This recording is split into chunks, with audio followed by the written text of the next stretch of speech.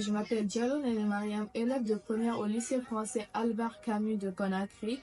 Je viens à la rencontre d'une victime à la fois de mariage précoce et forcé. Moi, c'est Aïssata Diallo, membre du club des jeunes filles leaders de Guinée et du club des amis du monde en ABGK. Point focal du projet RDVBG avec Terre des Hommes et Sabou Guinée. Pouvez-vous nous partager votre expérience? C'est qu'à l'âge de 14 ans, j'ai été victime de mariage précoce lorsque je faisais la 10e année. Et du coup, l'objectif, c'était d'étudier et pouvoir terminer les études. Mais malheureusement, avec la famille, ils n'ont pas voulu comprendre la situation. Et ils voulaient me donner un mariage, pensant que c'était ça la solution. Et finalement, je me suis mariée, ça n'a pas duré, parce que déjà, c'était un mariage qui n'était pas fondé sur l'amour. Donc à chaque fois, imaginez une petite fille qui n'a que 14 ans, qui ne sait même pas s'occuper d'elle-même, comment elle pourra s'occuper de la famille, de son mari et de ses enfants, du ménage en même temps.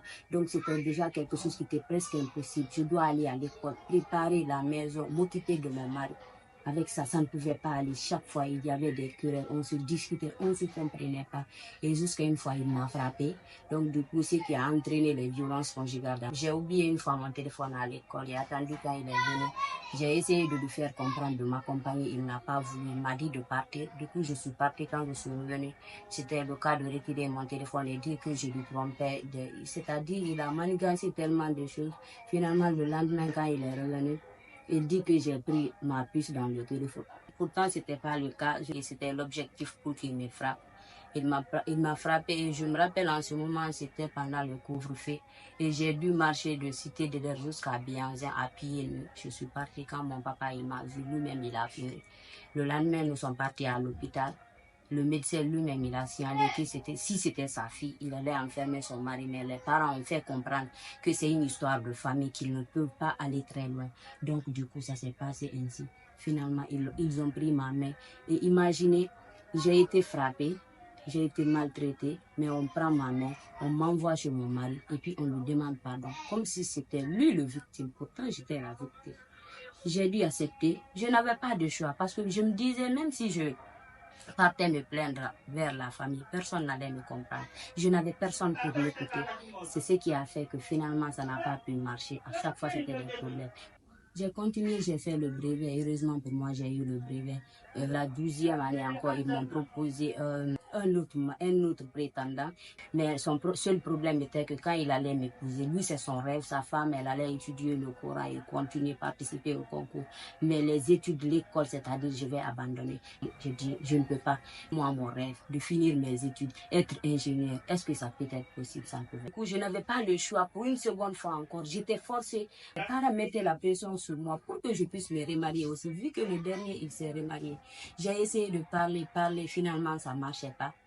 Et j'avais une amie à l'école, Nana Silla. Je lui ai confié le problème. Elle m'a fait comprendre qu'aurait été elle. Elle ne va pas sacrifier son avenir pour le bonheur de quelqu'un. Vu que je me suis une fois sacrifiée pour mes parents, pour la famille, ils n'ont pas. Est-ce que pour une seconde fois, ils vont vouloir me comprendre? Donc, ce n'était pas le cas. Quand je me suis confiée à Nana, du coup, elle m'a dit soit de porter plainte, quitter la maison. J'étais là, je ne pouvais pas imaginer porter plainte contre mes propres parents. Ça, c'était déjà impossible pour moi. Donc, j'ai décidé de fuir la maison. J'avais une copine, elle m'a hébergée avec son papa. Jusqu'à une fois, on a entendu parler de moi à la radio. Le papa a eu peur et il m'a fait comprendre qu'il ne peut plus me garder parce qu'il a peur d'avoir des problèmes. Et ce jour, je me rappelle, je me suis retrouvée sans maison, sans famille. Je ne savais pas du coup où je devais aller. Et quand j'ai appelé ma copine Nana, elle m'a dit de venir chez elle. Et j'étais venue chez elle. J'ai passé la nuit là-bas, du moins.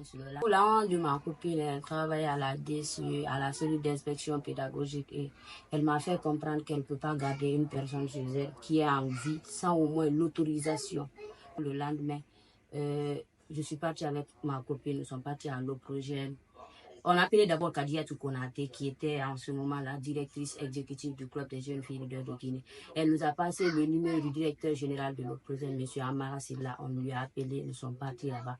On a communiqué avec lui. Du coup, il a dit que c'est que de donner le numéro de mes parents. Il va essayer de contacter les parents pour qu'ils puissent venir. On va régler ça.